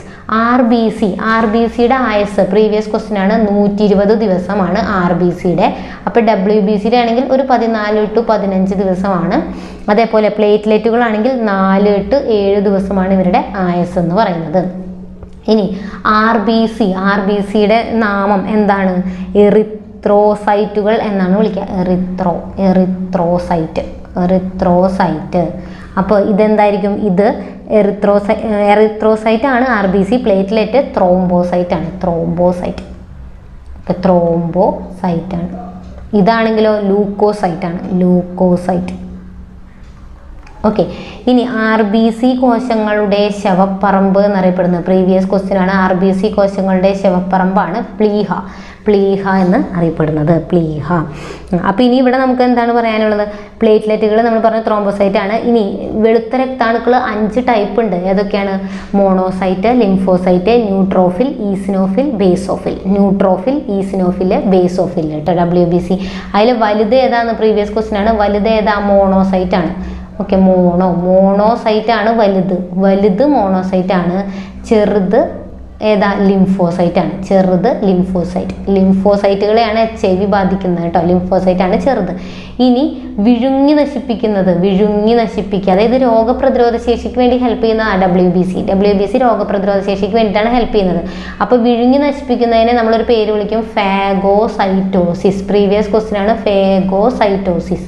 അപ്പോൾ ഫാഗോസൈറ്റോസിസിന് ഹെൽപ്പ് ചെയ്യുന്ന ആൾക്കാർ ഈ മോണോസൈറ്റും അതുപോലെ ന്യൂട്രോഫില്ലുമാണ്. ഒരുപാട് തവണ ചോദിച്ചിട്ടുണ്ട്, മോണോസൈറ്റും ന്യൂട്രോഫില്ലുമാണ് എന്താണ്? ബാക്ടീരിയകളെ വിഴുങ്ങി നശിപ്പിക്കുന്നത് കേട്ടോ. അതായത് അണുക്കൾ കയറുമ്പോൾ അതിനെ വിഴുങ്ങി നശിപ്പിക്കുന്നത് ഏതാണ്? സൂക്ഷ്മജീവികളെ. ഫാഗോസൈറ്റോസിസ് എന്നാണ് അതിനെ പറയുക. അത് ചെയ്യുന്നത് മോണോസൈറ്റും ന്യൂട്രോഫില്ലുമാണ്. പ്ലേറ്റ്ലെറ്റ് എന്തിനു വേണ്ടിയിട്ടാണ് ഹെൽപ്പ് ചെയ്യുക? രക്തം കട്ട പിടിക്കാൻ വേണ്ടിയിട്ടാണ് ഹെൽപ്പ് ചെയ്യുന്നത്. ഇനി ഈ RBCയിലെ മുഖ്യ ഘടകമാണ് എന്ത്? ഹീമോഗ്ലോബിൻ RBCയിലെ മുഖ്യ ഘടകമാണ്. ഇരുമ്പ് മുഖ്യമായിട്ടുള്ള പ്രോട്ടീനാണ്. ഹീമോഗ്ലോബിൻ അടങ്ങിയിട്ടുള്ള വസ്തു ഏതാ? ഇരുമ്പാണ് കേട്ടോ. ഇരുമ്പാണ് ഹീമോഗ്ലോബിനിൽ അടങ്ങിയിട്ടുള്ളത്. അപ്പോൾ ഇരുമ്പിൻ്റെ അളവ് കുറഞ്ഞു കഴിഞ്ഞാൽ എന്തിന് കാരണമാവും? അനീമിയയ്ക്ക് കാരണമാവും, വിളർച്ച. പ്രീവിയസ് ക്വസ്റ്റ്യൻ ആണ്. ഇതെല്ലാം RBCയിലെ മുഖ്യ ഘടകമാണ് എന്ത്? ഹീമോഗ്ലോബിനിലുള്ള ഘടകം ഏതാ? ഇരുമ്പാണ്. ഇരുമ്പിൻ്റെ അളവ് കുറയുമ്പോൾ വിളർച്ച ഉണ്ടാവാനായിട്ട് കാരണമാകും. ഇനി നമുക്ക് ഇതൊരു പ്രാവശ്യം ചോദിച്ചിട്ടുള്ളതാണ് ഈ സ്റ്റെപ്പ്. ഇതെന്താണ്? രക്തം കട്ട പിടിക്കുന്ന സ്റ്റെപ്പുകളാണ് പറയുന്നത്. പ്ലേറ്റ്ലെറ്റ് രക്തം കട്ട പിടിക്കുമ്പോൾ, അപ്പോൾ ഒരു മുറിവേക്കുമ്പോൾ അവിടുന്ന് രക്തം വരും. അപ്പോൾ രക്തം കട്ട പിടിക്കുന്ന ആ സ്റ്റെപ്പുകളാണ് ഇതെന്താണ്? മുറിവേറ്റ ഭാഗത്തെ കലകളും പ്ലേറ്റ്ലെറ്റുകളും ശിഥിലീകരിച്ച് ത്രോംബോപ്ലാസ്റ്റിൻ എന്ന രാസാഗ്നി ഉണ്ടാവുക. അപ്പോൾ ആദ്യം തന്നെ എന്താ സ്റ്റെപ്പ്? ത്രോംബോപ്ലാസ്റ്റിൻ ഉണ്ടാവുന്നു. എന്നിട്ട് പ്രോത്രോംബിൻ ഈ ത്രോംബോപ്ലാസ്റ്റിൻ്റെ സഹായത്തോടെ, ഒപ്പം കാൽസ്യം, വിറ്റാമിൻ K ഒക്കെ ഉണ്ട്, അതിൻ്റെ സഹായത്തോടെ ത്രോംബിനായിട്ട് മാറുകയാണ് ചെയ്യുക. ഇനി ഈ ത്രോംബിൻ്റെ സഹായത്തോടെ ഫൈബ്രിനോജിൻ ഫൈബ്രിൻ നാരുകളായിട്ട് മാറുന്നു. ഫൈബ്രിൻ നാരുകൾ ചേർന്ന് രൂപപ്പെടുന്ന വലക്കണ്ണികളിൽ അരുണ രക്താണുക്കളും പ്ലേറ്റ്ലെറ്റുകളും തങ്ങി രക്തക്കട്ട ഉണ്ടാകുന്നു. അപ്പോൾ രക്തം കട്ട പിടിക്കുന്ന സ്റ്റെപ്പുകളുടെ ഓർഡർ ഒരു തവണ ചോദിച്ചിട്ടുള്ളതാണ്. അപ്പോൾ ആദ്യം എന്താ? പ്രോത്രോംബിൻ ത്രോംബിനായി മാറുകയാണ്. ആരുടെ ഹെൽപ്പിൽ? ത്രോംബോപ്ലാസ്റ്റിൻ്റെ ഹെൽപ്പിൽ. പിന്നെ എന്താണ് ചെയ്യുന്നത്? ഈ ത്രോംബിൻ്റെ ഹെൽപ്പിൽ ഫൈബ്രിനോജിൻ ഫൈബ്രിൻ നാരുകളായിട്ട് മാറും. ഈ ഫൈബ്രിൻ നാരുകൾ പ്ലേറ്റ്ലെറ്റുകളൊക്കെ കൂടി ചേർന്ന് അവിടെ രക്തക്കട്ട ഉണ്ടാവുകയാണ് ചെയ്യുക. ഇനി ഹൃദയത്തെ പറ്റി പറയാനാണെങ്കിൽ ഔരസാശയത്തിൽ അല്പം ഇടത്തോട്ട് ചെരിഞ്ഞ് സ്ഥിതി ചെയ്യുന്ന പേശി നിർമ്മിതമായിട്ടുള്ള ഒരു അവയവമാണ് ഹൃദയം. അപ്പോൾ ഹൃദയത്തിൻ്റെ ഭാരം പ്രീവിയസ് ക്വസ്റ്റ്യൻ ആണ് 300 ഗ്രാമാണ്. ഹൃദയത്തിൻ്റെ ഭാരം 300 ഗ്രാമാണ്. രക്തപര്യന വ്യവസ്ഥയുടെ കേന്ദ്രം രക്തപര്യന വ്യവസ്ഥയുടെ കേന്ദ്രം. പ്രീവിയസ് ക്വസ്റ്റ്യൻ ആണ്. രക്തപര്യന വ്യവസ്ഥയുടെ കേന്ദ്രമാണ് ഹൃദയം. അതേപോലെ തന്നെ മനുഷ്യ ശരീരത്തിലെ വിശ്രമമില്ലാത്ത പേശി ഏതാ? വിശ്രമമില്ലാത്ത പേശി, മനുഷ്യ ശരീരത്തിലെ വിശ്രമമില്ലാത്ത പേശിയാണ് ഹൃദയപേശി. ഹൃദയപേശികളാണ് വിശ്രമമില്ലാത്ത പേശികളെന്ന് പറയുന്നത്. അപ്പം ഇനി നമുക്ക് ഹൃദയത്തെ പൊതിഞ്ഞ് കാണപ്പെടുന്ന ഇരട്ട സ്ഥലം, നമ്മൾ നേരെ 3 പാളിയുള്ള ഒരു സ്ഥലം പറഞ്ഞു, അതേതാത് മെനിഞ്ചസ് ആണ്. മസ്തിഷ്കത്തെ പൊതിഞ്ഞ് സൂക്ഷിക്കുന്നു. ഹൃദയത്തെ പൊതിഞ്ഞ് സൂക്ഷിക്കുന്ന ഇരട്ട സ്ഥലം പെരികാർഡിയമാണ്. പ്രീവിയസ് ക്വസ്റ്റ്യൻ ആണ് കേട്ടോ. ഇനി ഈ സ്ഥലങ്ങൾക്കിടയിൽ ഒരു ദ്രവമുണ്ട്, പെരികാർഡിയൽ ദ്രവം. അതാണ് ബാഹ്യക്ഷതങ്ങളിൽ നിന്ന് ഹൃദയത്തെ സംരക്ഷിക്കുന്നത്. അവിടെ നമ്മൾ സെറിബ്രോസ്പൈനൽ ദ്രവം പറഞ്ഞു, അത് മസ്തിഷ്കത്തെ ഈ പുറമേയുള്ള ക്ഷതങ്ങളിൽ നിന്ന് സംരക്ഷിക്കുന്നതാണ്. ഇനി ഹൃദയസ്പന്ദനം മൂലം സ്ഥലങ്ങൾക്കിടയിൽ ഉണ്ടായേക്കാവുന്ന ഘർഷണം കുറയ്ക്കുകയും ചെയ്യുന്നു. പെരികാർഡിയൽ ദ്രവത്തിന്റെ ഉപയോഗങ്ങളാണ് പറഞ്ഞിട്ടുള്ളത്. അപ്പോൾ ഇതൊന്ന് നോട്ട് ചെയ്ത് വെക്കുക.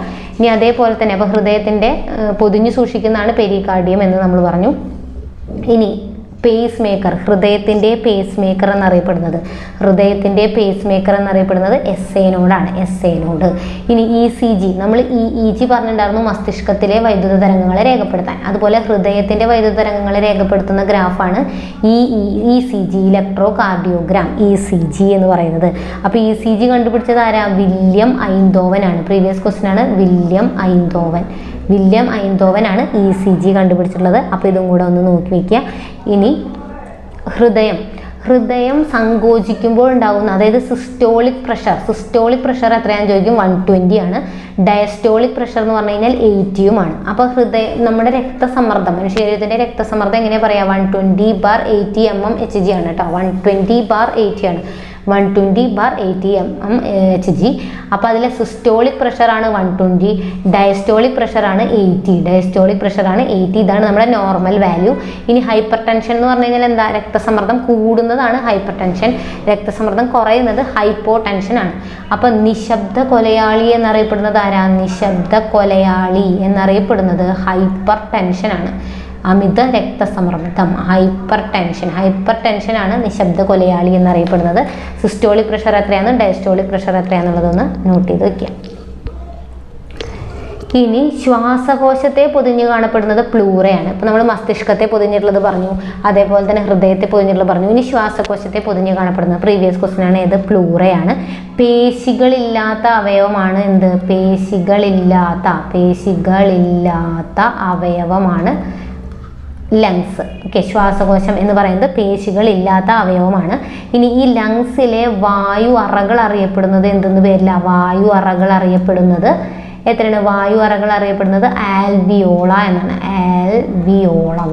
ആൽവിയോളകൾ എന്നാണ് ഇത് അറിയപ്പെടുന്നത്. പിന്നെ ശ്വാസകോശത്തെ ബാധിക്കുന്നതാണ് ഈ എംഫിസിമ. ഒരു പ്രാവശ്യം ചോദിച്ചിട്ടുള്ളതാണ് കേട്ടോ, എംഫിസിമ. അതുപോലെ തന്നെ ബ്രോങ്കൈറ്റിസ്, സിലിക്കോസിസ്, ഇതൊക്കെ ശ്വാസകോശത്തെ ബാധിക്കുന്ന രോഗങ്ങളാണ്. ഇനി നമ്മൾ ഉള്ളിലേക്ക് എടുക്കുന്ന വായുവാണ് ഉച്ഛ്വാസവായു, അല്ലെ? പുറത്തേക്ക് വിടുന്നത് നിശ്വാസം. അപ്പോൾ ഉച്ഛ്വാസത്തിൽ ഒരു തവണ ചോദിച്ചിട്ടുള്ളതാണ്, ഉച്ഛ്വാസത്തിലെ ഓക്സിജന്റെ അളവ് എത്രയാ? 21%. കാർബൺ ഡൈ ഓക്സൈഡിന്റെ അളവ് 0.03%. പ്രീവിയസ് ആയി ചോദിച്ചുകൊണ്ട് പറഞ്ഞിട്ടുള്ളതാണ് ഉച്ഛ്വാസത്തിലെ ഓക്സിജന്റെ അളവ് 21%, കാർബൺ ഡൈ ഓക്സൈഡിന്റെ അളവ് 0.03%.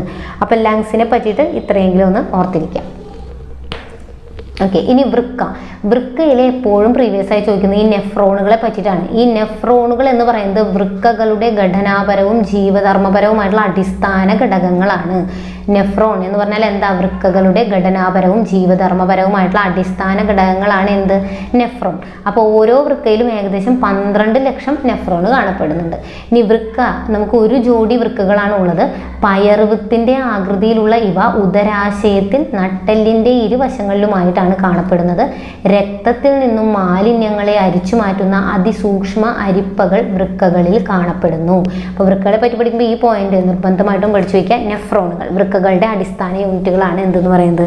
നെഫ്രോണുകൾ എന്ന് പറയുന്നത്.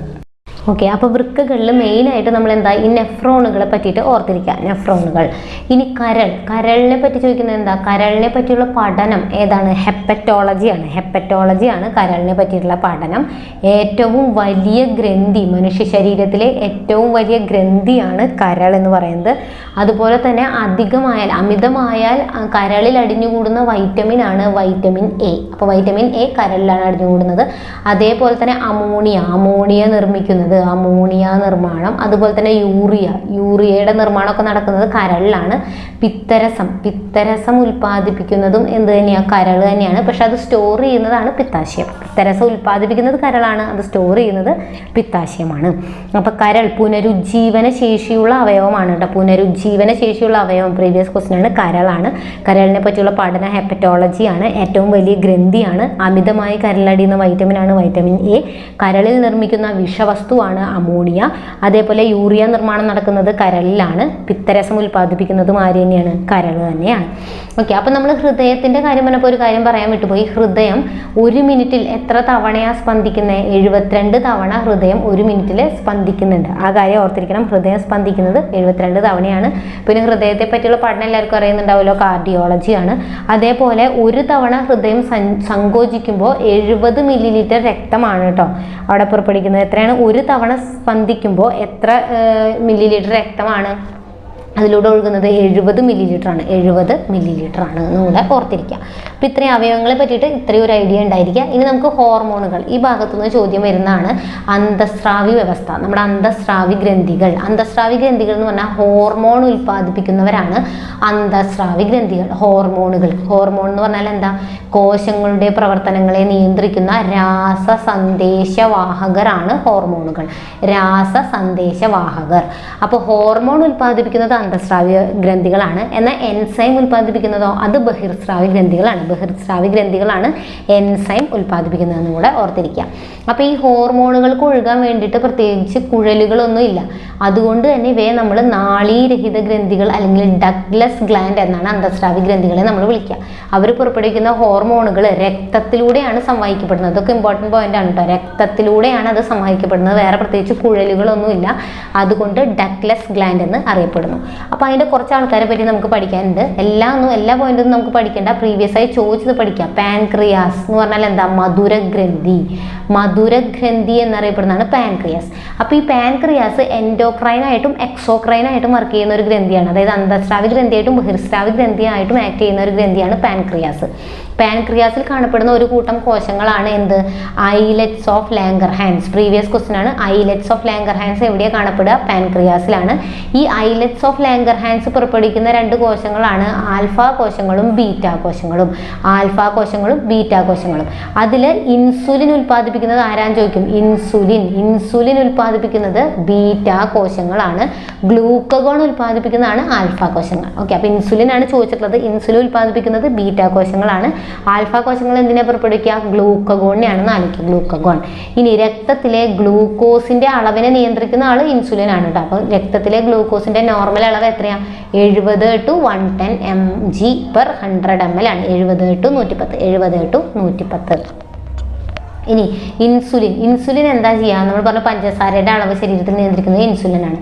ഇൻസുലിൻ എന്ത് ചെയ്യും? കരളിലും പേശികളിലും വെച്ചിട്ട് ഗ്ലൂക്കോസിനെ ഗ്ലൈക്കോജനാക്കി മാറ്റുന്നു. ഇത് ഇമ്പോർട്ടൻറ്റ് പോയിന്റ് ആണ്. ഗ്ലൂക്കോസിനെ ഗ്ലൈക്കോജൻ ആക്കുന്നത് ആരാ? ഇൻസുലിൻ ആണ്. എന്നാൽ ഗ്ലൈക്കോജനെ തിരിച്ച് ഗ്ലൂക്കോസ് ആക്കി മാറ്റുന്ന ആളാണ് ഗ്ലൂക്കഗോൺ. അപ്പോൾ ഗ്ലൂക്കഗോൺ ചെയ്യുന്നത് ഗ്ലൈക്കോജനെ ഗ്ലൂക്കോസ് ആക്കുന്നു, ഗ്ലൂക്കോസിനെ ഗ്ലൈക്കോജൻ ആക്കുന്നത് ഇൻസുലിനുമാണ്. പിന്നെ ഈ 2 പോയിന്റും കൂടെ എന്ത് ചെയ്യാണ്? ഗ്ലൂക്കോസിനെ കോശങ്ങളിലേക്ക് പ്രവേശിക്കുന്നു. ഇവിടെയാണെങ്കിൽ അമിനോ ആസിഡുകളിൽ നിന്ന് ഗ്ലൂക്കോസ് നിർമ്മിക്കുന്നത് ഗ്ലൂക്കഗോണാണ്.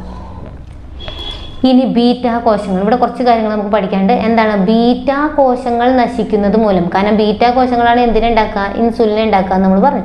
അപ്പോൾ ബീറ്റാ കോശങ്ങൾ നശിക്കുന്നതിൻ്റെ ഫലമായിട്ട് ഇൻസുലിൻ്റെ ഉൽപ്പാദനത്തിൽ ഉണ്ടാകുന്ന കുറവോ അല്ലെങ്കിൽ ഉൽപ്പാദിപ്പിക്കപ്പെടുന്ന ഇൻസുലിനെ കോശങ്ങൾക്ക് ഉപയോഗിക്കാൻ കഴിയാത്തതോ മൂലം രക്തത്തിലുള്ള ഗ്ലൂക്കോസിൻ്റെ അളവ് കൂടും. കാരണം രക്തത്തിലെ ഗ്ലൂക്കോസിൻ്റെ അളവിനെ നിയന്ത്രിക്കുന്ന ആൾ ഇൻസുലിനാണ്. അപ്പോൾ ഇൻസുലിന് തകരാറ് പറ്റിയാൽ രക്തത്തിലുള്ള ഗ്ലൂക്കോസിൻ്റെ അളവ് അവിടെ കൂടും.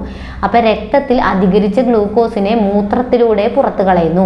അപ്പൊ സാധാരണഗതിയിൽ മൂത്രത്തിൽ ഗ്ലൂക്കോസിന്റെ സാന്നിധ്യം കാണപ്പെടാറില്ല. ഇങ്ങനെ ഒരു അവസ്ഥ വരുമ്പോഴാണ് എന്ത് വരിക? ഗ്ലൂക്കോസ് വരിക. അപ്പൊ പ്രഭാത ഭക്ഷണം കഴിക്കുന്നതിന് മുന്നേയുള്ള രക്തപരിശോധനയിൽ 126/100 126/100 എന്ന തോതിന് മുകളിൽ രക്തത്തിൽ ഗ്ലൂക്കോസിലുള്ള അവസ്ഥയാണ് പ്രമേഹം.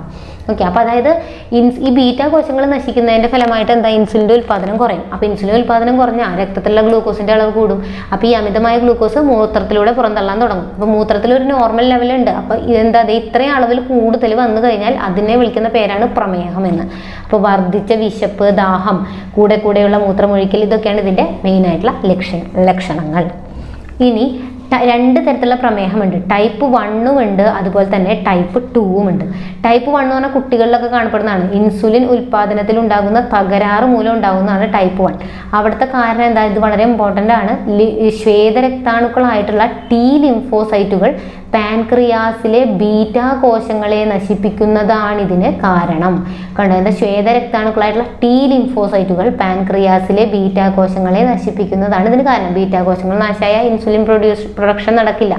ഓക്കെ, അപ്പോൾ ഇനി എന്താണ്, ഇൻസുലിൻ ആവശ്യമായിട്ടുള്ള അളവിൽ ഇൻസുലിൻ കുത്തിവെക്കുക, അതാണ് ഇവിടുത്തെ സൊല്യൂഷൻ എന്ന് പറയുന്നത്.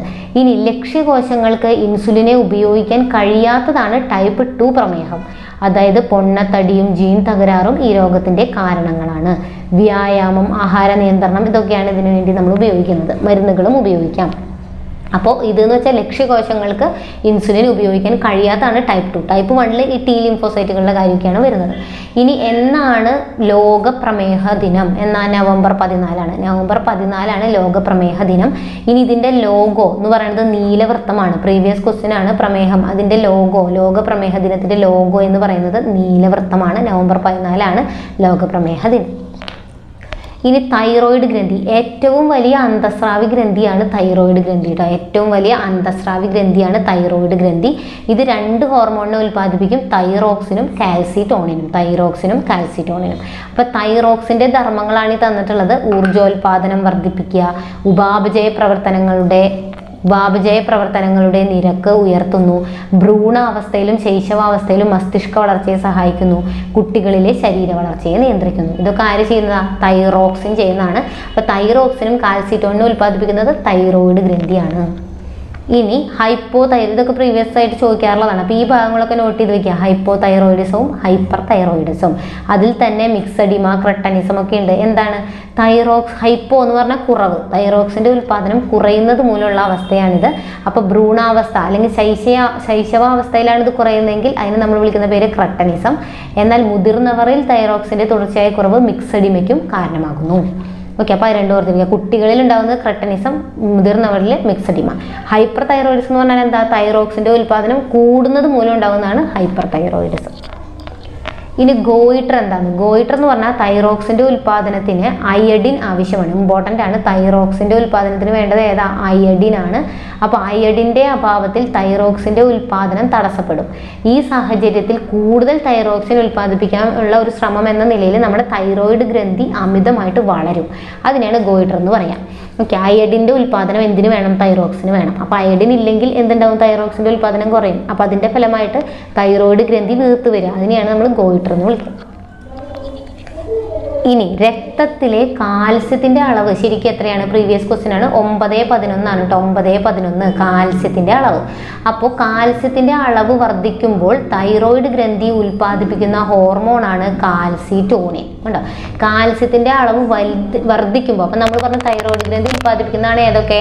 തൈറോക്സിനും കാൽസിറ്റോണിനും. അപ്പോൾ കാൽസിറ്റോണിൻ എന്താ ചെയ്യുക? രക്തത്തിൽ കാൽസ്യത്തിൻ്റെ അളവ് കൂടിക്കഴിഞ്ഞാൽ അത് കുറയ്ക്കാൻ വേണ്ടിയിട്ട്. അപ്പോൾ ഇത് രക്തത്തിലെ കാൽസ്യത്തിൻ്റെ അളവ് കുറയ്ക്കുന്നു. ഇമ്പോർട്ടൻ്റ് ആണ് കേട്ടോ. രക്തത്തിലെ കാൽസ്യത്തിൻ്റെ അളവ് കൂടുമ്പോൾ കാൽസിറ്റോണിൻ ഉൽപ്പാദിപ്പിക്കും. അത് കാൽസ്യത്തിൻ്റെ അളവിനെ കുറയ്ക്കും.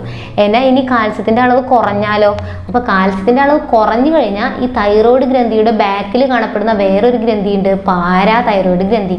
അത് പാരാതോർമോണിനെ ഉൽപ്പാദിപ്പിക്കും. ഓക്കെ, അപ്പോൾ കാൽസ്യത്തിൻ്റെ അളവിനെ കുറയ്ക്കുന്നത്, രക്തത്തിൽ കൂടിക്കഴിഞ്ഞാൽ കുറയ്ക്കുന്നത് ആരാണ്? കാൽസിറ്റോണിനാണ്. എന്നാൽ കാൽസ്യത്തിൻ്റെ അളവിനെ കൂട്ടുന്നത്, ഇപ്പോൾ രക്തത്തിൽ കാൽസ്യത്തിൻ്റെ അളവ് കുറഞ്ഞു നിൽക്കുക, അപ്പോൾ അത് കൂട്ടുന്നത് ആരാ? പാരാതൈറോയിഡ് ഗ്രന്ഥി ഉൽപ്പാദിപ്പിക്കുന്ന പാരാതോർമോണാണ്. അപ്പോൾ അതും കൂടെ ഓർത്തിരിക്കും.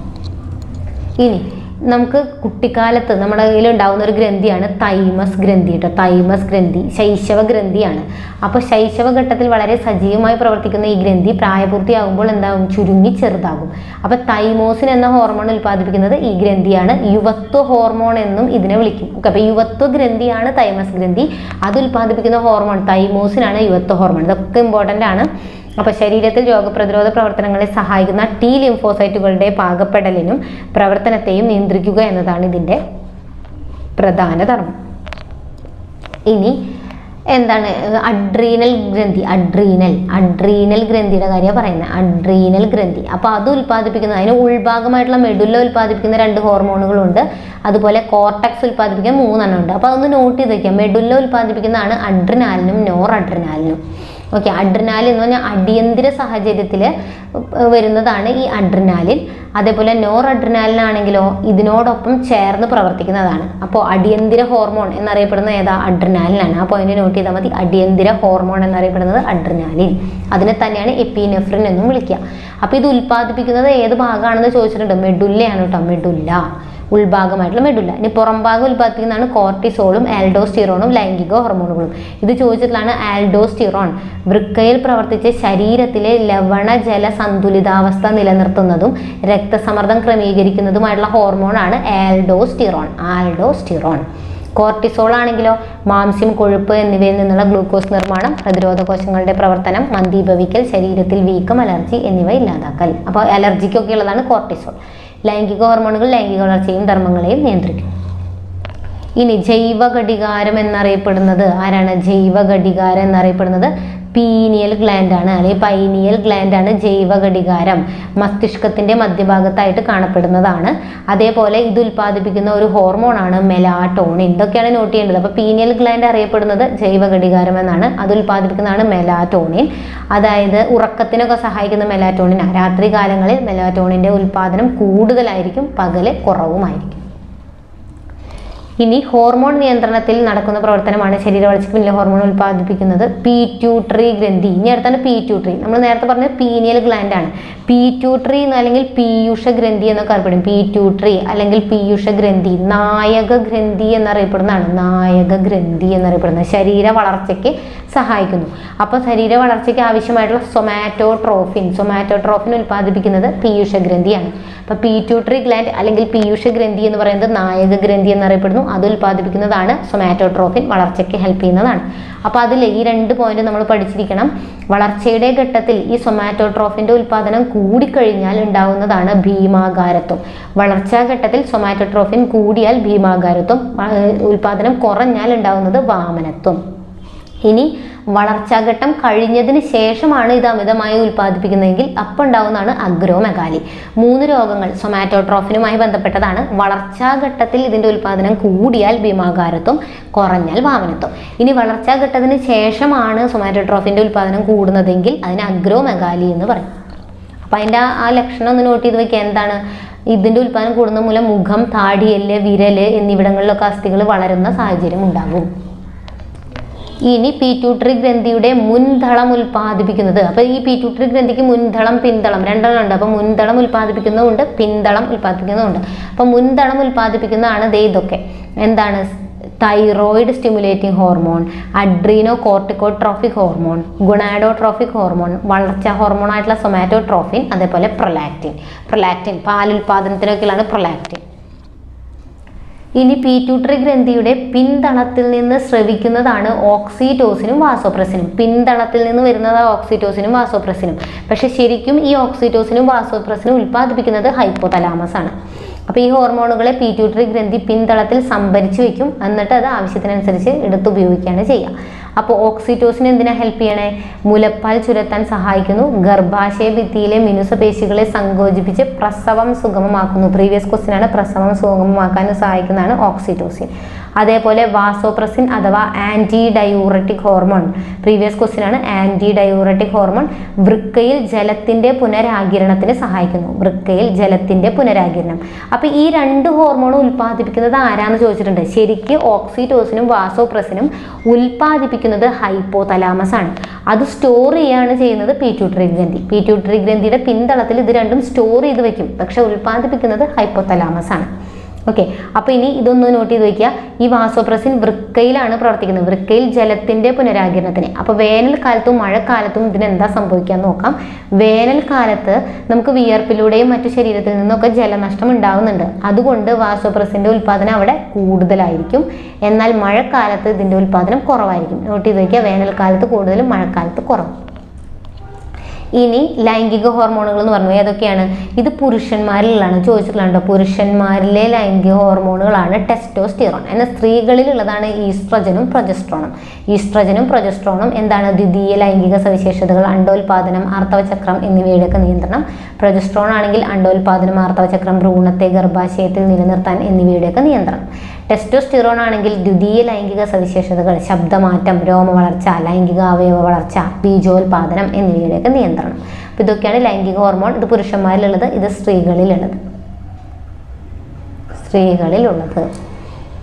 ഇനി നമുക്കറിയാം ഹൈപ്പോതലാമസ്. ഞാൻ നേരത്തെ പറഞ്ഞു ഹൈപ്പോതലാമസ് ആണ് എന്ത് ഉൽപ്പാദിപ്പിക്കുന്നത്? വാസോപ്രസിനും അതുപോലെ തന്നെ ഓക്സിറ്റോസിനും ഉൽപ്പാദിപ്പിക്കുന്നത്. അപ്പോൾ മസ്തിഷ്ക ഭാഗമായിട്ടുള്ള ഹൈപ്പോതലാമസ് അന്തസ്രാവി ഗ്രന്ഥിയുമാണ്.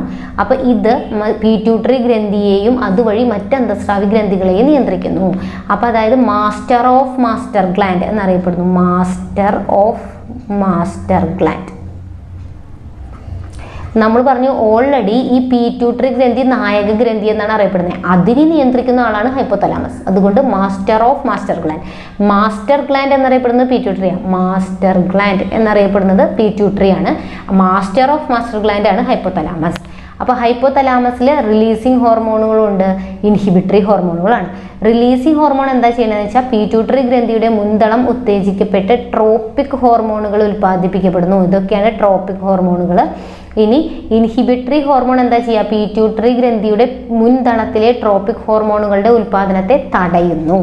ഓക്കെ, അപ്പോൾ ആവശ്യമുള്ളപ്പോൾ ഇത് ഉൽപ്പാദിപ്പിക്കപ്പെടുന്നു, അത് തടയുകയും ചെയ്യുന്നു. അതിനുള്ള ഹോർമോൺ ഉൽപ്പാദിപ്പിക്കുന്നതാണ് ഹൈപ്പോതലാമസ്.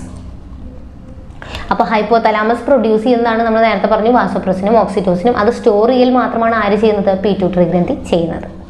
ഇനി നമുക്കിത് ചോദിക്കാനുള്ളതാണ് കേട്ടോ. അസ്ഥികൾ എത്ര എല്ലുകളാണ് ശരീരത്തിൽ? ജനിക്കുന്ന സമയത്ത് 300 എണ്ണമാണുള്ളത്. എന്നാൽ പ്രായപൂർത്തിയാകുമ്പോൾ അത് 206 മാറും. 206 അസ്ഥികളാണുള്ളത്. അത് ഓരോന്നിലും ഇടയ്ക്ക് ചോദിച്ചിട്ടുള്ളതാണ്. തലയോടിലെ 22, ഇത് പ്രീവിയസ് ക്വസ്റ്റ്യൻ ആണ്.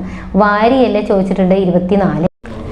ഓക്കെ, അപ്പം നട്ടെല്ല് അരക്കെട്ടിൽ 2, നട്ടെല്ല് 33, ഓരോ കൈയിലും 32, മാറല്ല് 1. അപ്പം ഇതിൽ തലയോട് ചോദിച്ചിട്ടുള്ളതാണ്, വാരിയെല്ല് ചോദിച്ചിട്ടുള്ളതാണ് കേട്ടോ. 22, 24 തലയോടും വാരിയെല്ലും മാറല്ലും ചോദിച്ചിട്ടുള്ളതാണ്. അപ്പം ഇതൊന്ന് നോട്ട് ചെയ്ത് വയ്ക്കാം. ഇനി ഈ സന്ധികളെ പറ്റി ഇടയ്ക്കിടയ്ക്ക് ചോദിക്കാറുണ്ട്. പലതരം ചലനങ്ങൾക്കും പ്രവർത്തനങ്ങൾക്കും നമ്മെ സഹായിക്കുന്നത് അസ്ഥികളെ തമ്മിൽ ബന്ധിപ്പിക്കുന്ന അസ്ഥിസന്ധികളാണ്. അപ്പോൾ ഏതൊക്കെയാണ്? ഗോളരസന്ധി ഉണ്ട്, വിജാഗിരി സന്ധി ഉണ്ട്, കീലസന്ധി ഉണ്ട്. ഗോളരസന്ധി എന്ന് പറഞ്ഞു കഴിഞ്ഞാൽ തോളല് സന്ധി, ഇടുപ്പെല്ല് സന്ധി, ശരീരഭാഗം. അത് എന്തിനാണ്? ഏറ്റവും കൂടുതൽ ചലന സ്വാതന്ത്ര്യമുള്ളവയാണ്. ഏറ്റവും കൂടുതൽ ചലന സ്വാതന്ത്ര്യം. ഒരു അസ്ഥിയുടെ അറ്റത്ത് ഉരുണ്ട ഭാഗം മറ്റൊരു അസ്ഥിയുടെ കുഴയിൽ തിരിയുന്നു. ഇനി വിജാഗിരി സന്ധിയാണ് കൈമുട്ട് കാൽമുട്ട്. എപ്പോഴും ചോദിക്കുന്നുണ്ടത് പ്രീവിയസ് ആയിട്ട്. വിജാഗിരി സന്ധി കൈമുട്ട് കാൽമുട്ട്. തോളലും ഇടുപ്പല്ലും ഏതാ? ഗോളരസന്ധിയാണ്. അപ്പോൾ ഈ വിജാഗിരി സന്ധി എന്ന് പറഞ്ഞാൽ വിജാഗിരി പോലെ ഒരു ഭാഗത്തേക്ക് മാത്രം ചലിപ്പിക്കാൻ കഴിയുന്നു. കീലസന്ധി ആണെങ്കിൽ നമ്മുടെ കഴുത്ത്, തലയോടും നട്ടലിൻ്റെ മുകൾ ഭാഗവും ചേരുന്ന സ്ഥലമാണ്. ഒരു അസ്ഥി മറ്റൊന്നിൽ ഇരുദിശകളിലേക്കും തിരിയുന്നു. ഒരസ്ഥി മറ്റൊന്നിൽ ഇരുദിശകളിലേക്കും തിരിയുന്നതാണ് കീലസന്ധി. ഗോളരസന്ധി, വിജാഗിരി സന്ധി, കീലസന്ധി. അത്രയും പഠിച്ചിരിക്കാം. ഇനി ജസ്റ്റ് ആ ദഹനവ്യവസ്ഥയുടെ ഭാഗം നമ്മൾ കംപ്ലീറ്റ് ആയിട്ട് ഡിസ്കസ് ഒന്നും ചെയ്തിട്ടുണ്ടായിരുന്നില്ല. പക്ഷെ അതിൽ 2-3 പോയിന്റ് ഇത് നമ്മളോട് ചോദിക്കാറുള്ളതാണ് കേട്ടോ. ചെറുകുടലിൻ്റെ നീളം ചോദിക്കാറുണ്ട്. 5 മുതൽ 6 മീറ്റർ വരെയാണ്. അതിനുള്ളൊരു ഭാഗം എടുത്തുന്നേ ഉള്ളൂ. ചെറുകുടലിൻ്റെ നീളം എത്രയാണ്? 5 മുതൽ 6 മീറ്റർ വരെയാണ്. ചെറുകുടലിൽ വെച്ചിട്ടാണ് ദഹനം പൂർത്തിയാകുന്നത്. ഇനി ബാക്കിയുള്ള ജലം ലവണത്തിൻ്റെ ഒക്കെ ആഗിരണം നടക്കുന്നതാണ് വൻകുടൽ. അപ്പോൾ ചെറുകുടലിൽ വെച്ചിട്ട് ദഹനം പൂർത്തിയാകും. വൻകുടലിലെ ജലവും ലവണവും ഒക്കെ ആഗിരണം ചെയ്യപ്പെടലാണ്. ജലത്തിൻ്റെ ഒക്കെ ആഗിരണമാണ് വൻകുടലിൽ നടക്കുന്നത്. ഇനി പെരിസ്റ്റാൾസിസ് എന്താണ്? അന്നനാള ഭിത്തിയുടെ തരംഗരൂപത്തിലുള്ള ചലനം കൊണ്ടാണ് ആഹാരം ആമാശയത്തിൽ എത്തുന്നത്. അപ്പം ഈ ചലനമാണ് എന്തെന്ന് പറയുന്നത്? പെരിസ്റ്റാൾസിസ്. അന്നനാള ഭിത്തിയിലൂടെ തരംഗരൂപത്തിലുള്ള ചലനം, ആഹാരത്തിൻ്റെ തരംഗരൂപത്തിലുള്ള ചലനമാണ് പെരിസ്റ്റാൾസിസ്. ചെറുകുടലിൻ്റെ നീളം ഒന്ന് ഓർത്തിരിക്കുക. ഇനി ചെറുകുടലിൽ വെച്ചിട്ട് നമ്മൾ പോഷകങ്ങളൊക്കെ രക്തത്തിലേക്ക് ആഗിരണം ചെയ്യപ്പെടുമെന്ന് പറഞ്ഞുകൊണ്ട് ആഹാരത്തിലെ പോഷക ഘടകങ്ങൾ രക്തത്തിലേക്ക് ആഗിരണം ചെയ്യപ്പെടും. അപ്പോൾ അതിന് സഹായിക്കുന്നത് എന്താണ്? ചെറുകുടലിൻ്റെ ഭിത്തിയിൽ കാണപ്പെടുന്ന വിരലുകൾ പോലെയുള്ള സൂക്ഷ്മഭാഗങ്ങൾ, അതിൻ്റെ പേരാണ് വില്ലസുകൾ. വില്ലസുകളെ കാണാം. ഇവയിലൂടെയാണ് നാം കഴിക്കുന്ന ആഹാരത്തിലെ പോഷകഘടകങ്ങൾ രക്തത്തിലേക്ക് ആഗിരണം ചെയ്യപ്പെടുന്നത്. ഓക്കെ, അപ്പോൾ ഈ ഒരു കാര്യം കൂടെ ഒന്ന് ഓർത്തിരിക്കുക. അപ്പോൾ മനുഷ്യ ശരീരം എന്ന് പറഞ്ഞാൽ ഒരുപാട് നമുക്ക് ഡിസ്കസ് ചെയ്യാനുണ്ട്. അതിൽ വളരെ അത്യാവശ്യം വേണ്ട പോയിന്റ് മാത്രമാണ് ഡിസ്കസ് ചെയ്തിട്ടുള്ളത്. ബാക്കിയുള്ളത് നമ്മൾ പ്രീവിയസ് ക്വസ്റ്റ്യൻസ് പറയുമ്പോൾ അതിൻ്റെ കൂടെ പറയും. അപ്പോൾ ഈ എല്ലാ പോയിന്റ്സും നിങ്ങൾ പഠിച്ചിരിക്കുക. വീഡിയോ ഇഷ്ടപ്പെട്ടാൽ ലൈക്ക് ചെയ്യാനും ഷെയർ ചെയ്യാനും സബ്സ്ക്രൈബ് ചെയ്യാനും മറക്കരുത്. Thank you.